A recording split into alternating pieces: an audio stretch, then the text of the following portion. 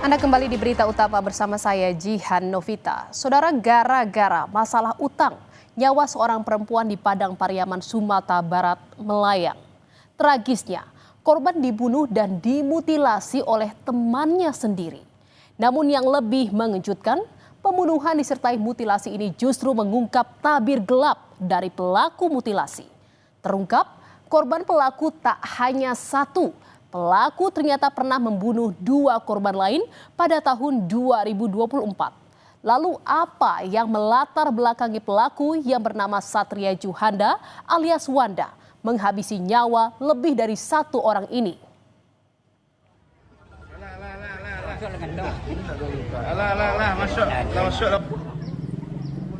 Selasa 17 Juni lalu, seorang nelayan menemukan mayat dengan kondisi tidak utuh di Sungai Batang Anai, Kabupaten Padang Pariaman. Mayat tersebut berada di tepi aliran sungai tidak jauh dari kapal nelayan. Penemuan itu menggegerkan warga setempat. Diduga mayat tersebut merupakan korban mutilasi.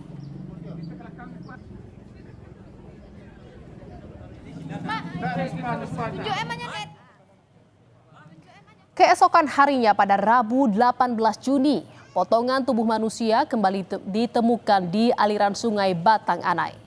Lokasi penemuan ini berjarak 3 km dari penemuan tubuh korban. Di hari yang sama, bagian tubuh lainnya ditemukan di sungai tempat pelelangan ikan Padang Sarai, Koto Tengah Padang yang merupakan muara dari sungai Batang Anai. Bagian tubuh yang ditemukan langsung dibawa ke Rumah Sakit Bayangkara Padang untuk diotopsi.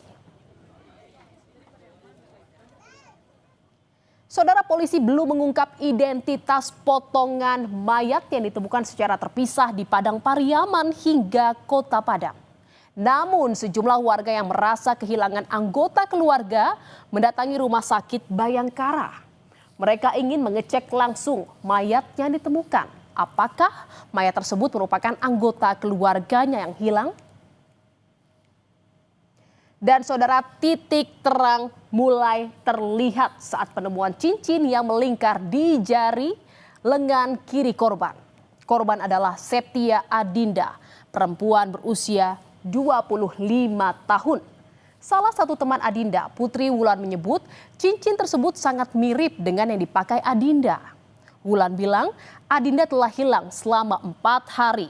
Terakhir kali ia dan Adinda berkomunikasi terkait rencana pengajuan peminjaman uang ke bank sebesar 20 juta rupiah. Yang cuman cincin di jari manisnya itu cuman satu-satunya punya dia. Itu dibikinin itu, nggak ada dijual. Itu dari plastik ya, dirajut. Terakhir komunikasi sama dia tentang apa? Tentang biaya uang aja. Untuk apa biaya uang itu? Iya, pinjaman. Berapa nilai? Sekitar 20 jutaan. Itu kan kalau penggadaian motor kan sekitar itu kalau di bank. Saudara, terungkapnya identitas korban menjadi titik terang siapa dalang di balik pembunuhan disertai mutilasi itu. Polisi mendapat identitas Satria Juhanda alias Wanda, orang yang diduga kuat dekat dengan korban dan dicurigai sebagai pelaku. Pelaku yang merupakan teman korban ditangkap di rumahnya di Jorong Lakwak, Nagari Sungai Buluah, Kecamatan Batang Anai, Padang Pariaman. Pelaku membunuh dan memutilasi korban di sebuah perkebunan di Korong Kapalo Banda, Nagari Sungai Buluah Timur, Kecamatan Batang Anai pada Minggu sore lalu.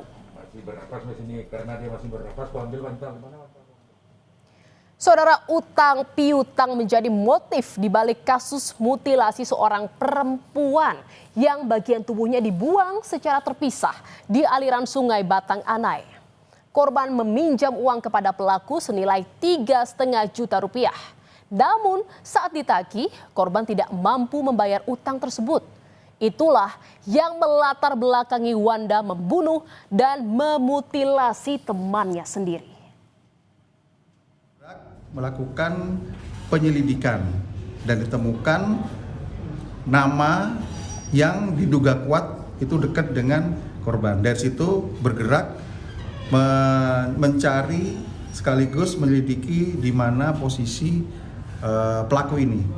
Sakit hati karena ada pinjaman yang belum dibayarkan dari korban. Jadi korban pinjam uang kepada pelaku sejumlah 3.500 dan belum dibayarkan. Sehingga dilakukan penagihan saat itu. Saudara, dari pembunuhan ini, fakta lain pun terungkap. Septia Adinda bukanlah satu-satunya korban. Kepada polisi, pelaku Wanda mengaku telah membunuh 2 perempuan lainnya 1,5 tahun lalu. Keduanya merupakan mahasiswi bernama Siska Oktavia Rusdi dan Adek Gustiana yang masing-masing berusia 23 tahun dan 24 tahun. Saat itu Siska berstatus sebagai kekasih pelaku dan Adek merupakan sahabat Siska. Kedua dibunuh di rumah pelaku dan dikubur di sumur belakang rumahnya. Dan saudara, warga mengelilingi rumah pelaku Wanda untuk menyaksikan proses evakuasi pada Kamis pagi. Polisi bersama petugas terkait membongkar sumur tempat 2 korban dikuburkan. Polisi menemukan sejumlah kerangka manusia dalam kondisi yang sudah tercerai-berai. Selain kerangka, juga ditemukan sejumlah barang bukti berupa baju dan barang bawaan yang diduga merupakan milik korban. Temuan kerangka dievakuasi ke Rumah Sakit Bayangkara Padang untuk proses identifikasi lebih lanjut.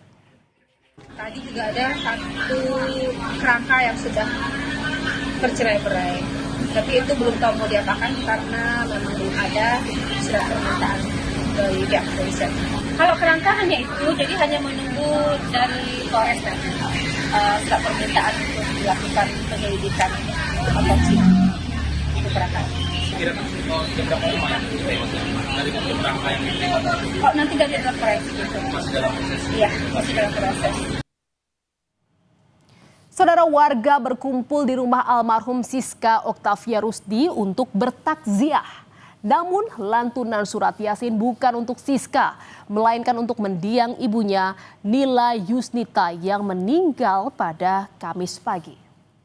Pagi itu, ibu korban mendatangi lokasi sumur yang menjadi tempat anaknya dikubur oleh sang kekasih Satria Juhanda alias Wanda.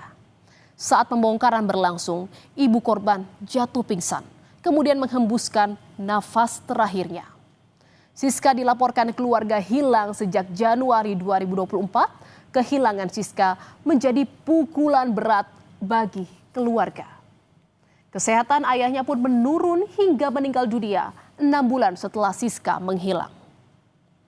Ya, pas kejadian penemuan tersangka berbarengan sama orang tua dari adik saya ini yang memutilasi ini, meninggal bang orang tuanya. Karena ibu dari Cika nih. Karena apa bang? Karena dia shock mendengar berita anaknya sudah ditemukan terkubur di sumur yang dilakukan oleh tersangka kan. Keluarga Adek Gustiana mendatangi Rumah Sakit Bayangkara Padang untuk mencocokkan DNA dengan kerangka yang ditemukan di sumur di rumah pelaku mutilasi. Keluarga tidak menyangka jika Wanda menjadi aktor di balik tewasnya anggota keluarga mereka. Pasalnya, sejak dilaporkan hilang 1,5 tahun lalu, pelaku merupakan sosok yang aktif memberi informasi, bahkan ikut membantu mencari keberadaan korban. Pelaku bahkan senantiasa mengantar ibu dari Siska untuk menelusuri tempat yang diduga menjadi tempat Siska disembunyikan. Pelaku ini juga sering nyari-nyari Siska adek juga? Ya, pengakuannya iya. Tapi kan bukan sama kami perginya Pak. Kapan itu? 3 bulan, setelah 3 bulan hilang lah. Oh, tahun yang lalu? Iya, tahun yang lalu. Terus menurut Uni nggak ada perasaan curiga kepada kedua pelaku ini? Enggak. Pernah mencurigai Wanda ini yang tersangka ini? Belum bang, soalnya dia tuh polos orangnya bang. Bisa dia kayak merubah wajahnya tuh ke publik ini, bisa dia bang. Seolah-olah bukan dia yang pelakunya.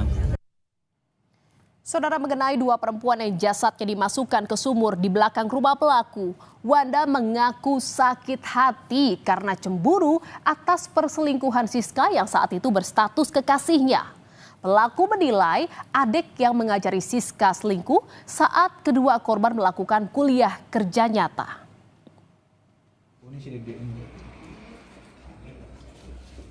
Adik selingkuh ke kamu? Yang ngajarin Cika selingkuh itu si Dede. Udah saya lihat chatnya. Kamu pacaran sama Cika? Iya, Dede. Iya. Cikanya selingkuh. Cika selingkuh. Kau bunuh lah si Cika itu. Iya. Nah, terus kenapa Dede kau bunuh? Yang ngajarin si Cika ini selingkuh si Dede. Di KKN dia ajarin. Kau bunuh juga si Dede. Iya. Saudara, kejahatan yang dilakukan Satria Juhanda alias Wanda menimbulkan duka yang bertubi-tubi bagi keluarga korban. Keluarga berharap penegakan hukum mengusut kasus ini hingga tuntas dan pelaku mendapat hukuman yang setimpal dengan perbuatannya. Ingat, tidak ada kejahatan yang sempurna. Setiap tindak kejahatan, tidak peduli direncanakan dengan hati-hati, pasti akan meninggalkan jejak dan petunjuk yang akan mengungkap pelakunya.